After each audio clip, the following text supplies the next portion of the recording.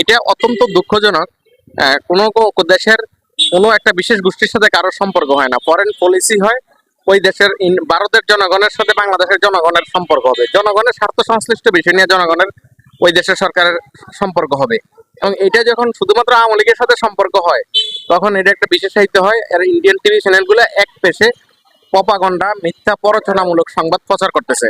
আমি গতকালকেও মেট্রো রেলে আমাদের 3জন হিন্দু বোন এবং ওনার একজন হাজবেন্ড, এত গ্যাদারিং এর মধ্যে ওনারা মাঝখানে বসে সুন্দরভাবে সেই মতিঝিল থেকে উত্তরা এসেছেন এবং অত্যন্ত নিরাপদের সাথে। আমি আমার পাশের কলিগকে বলছিলাম, দেখেন ওনারা বাংলাদেশে কত সিকিউরিটির মধ্যে আছে, অথচ ইন্ডিয়ান টিভি চ্যানেলগুলো এটা একটা প্রপাগন্ডা চালাচ্ছে। প্রতিবেশী দেশের সাথে, রাষ্ট্রের সাথে সম্পর্ক, মানুষের সাথে সম্পর্ক না। বিগত সরকার দলের সাথে সম্পর্ক করছে, মানুষের সাথে সম্পর্ক করে। আজকে ইন্ডিয়ার সমস্ত টিভি চ্যানেল সবাই তো আমাদের উচিত তাদেরকে বয়কট করা, শুধু তাদের কাছে পণ্ড না, ওরা যা কিছু আমাদের মাঝে ফিরত দিছে এগুলি আমাকে বয়কট করা উচিত। তাহলে আমরা মনে করবো যে বাঙালিরা কি, বাংলাদেশি মানুষরা কি ইন্ডিয়াকে বাদ দিয়ে আমরা চলতে পারবো না, আমরা চলতে পারবো না। কিন্তু তারা যদি আগের মতো একজন বন্ধুসুলভ ভাবে আমাদের সাথে মিশতে চায়, আমরা অবশ্যই তাদেরকে ওয়েলকাম করব। কিন্তু কোনো একটা দলের নিয়ে যদি এজেন্ডা নিয়ে তারা যদি আমাদের মাঝে ফিরে আসতে চায়, অবশ্যই আমরা প্রতিহত করবো। আমেরিকা সব বিশ্বের বিভিন্ন স্থান থেকে ইন্ডিয়ার দিল্লি দিতে হয়। অবশ্যই আমাদের পরে ইন্ডিয়া যেতে না পারার কারণে হাজার হাজার প্রবাসী আজকে বিদেশ যাওয়া থেকে বঞ্চিত।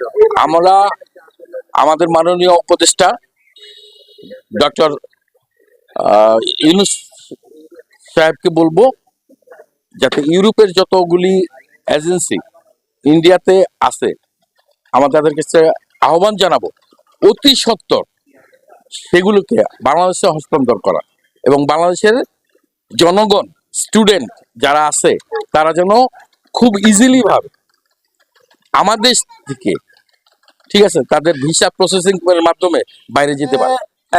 ধর্ম যার যার, ঠিক আছে।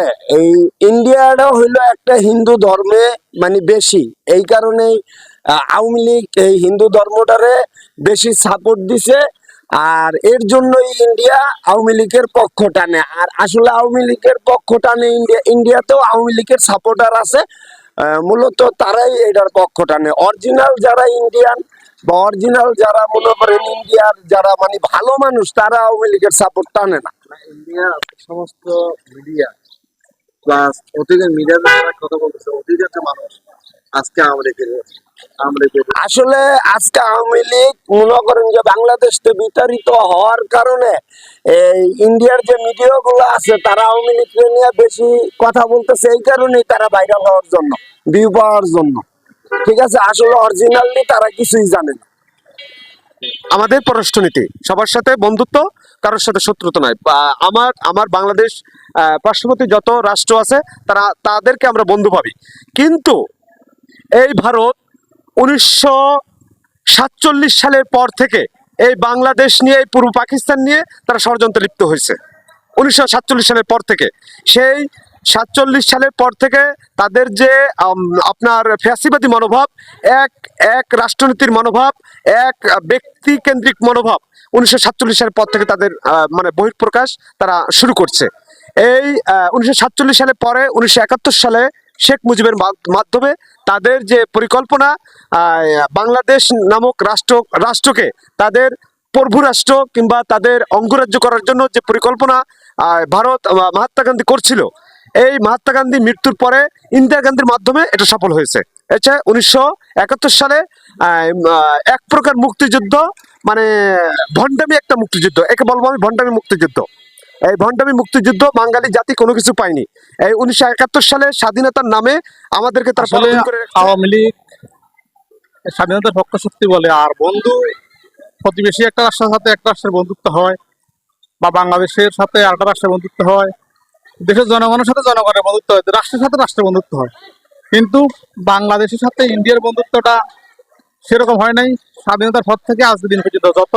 যতবারই আওয়ামী লীগ ক্ষমতায় এসেছে, আওয়ামী লীগকে তারা বাংলাদেশের মানুষের জন্য শোষণ, নিপীড়ন, নির্যাতন করতে তাদের একমাত্র সহযোগী হিসেবে মনে করেছে। এই জন্যই আওয়ামী লীগকে তারা তাদের আপনজন মনে করে, তাদের প্রিয়জন মনে করে তাদের সাথে বন্ধুত্ব করছে।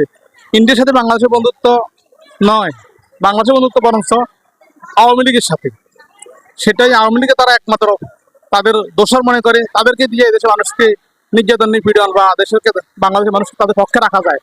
এই জন্যই বাংলাদেশের মানুষ যে আওয়ামী লীগ, ইন্ডিয়া আওয়ামী লীগ যেটা চাইছে সেটাই পাইছে। তা আমাদের ডক্টর মোহাম্মদ ইউনিস স্যার তো আর এটা দিচ্ছে না, যার কারণে ইন্ডিয়ার মিডিয়ারা উল্টা পাল্টা বকতেছে। ইন্ডিয়ার একটা মিডিয়া না, এই পাবলিক মিডিয়া না, সমস্ত মিডিয়া আজকে আমাদের কাছে মানে এক একটা হয়ে খবর করতেছে। এটা কি আপনার? এটার কারণে একটাই যে ওরা ওদের স্বার্থ ওরা পাচ্ছে না। একটা রাষ্ট্রের সম্পর্ক হয় হলো আরেকটা রাষ্ট্রের সম্পর্ক আরেকটা রাষ্ট্রের সাথে।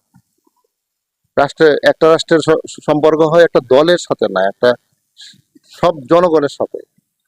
এটাই হওয়া উচিত, কিন্তু আমরা আসলে দুর্ভাগ্য আমাদের, আমরা যা দেখতে পাই এটা হলো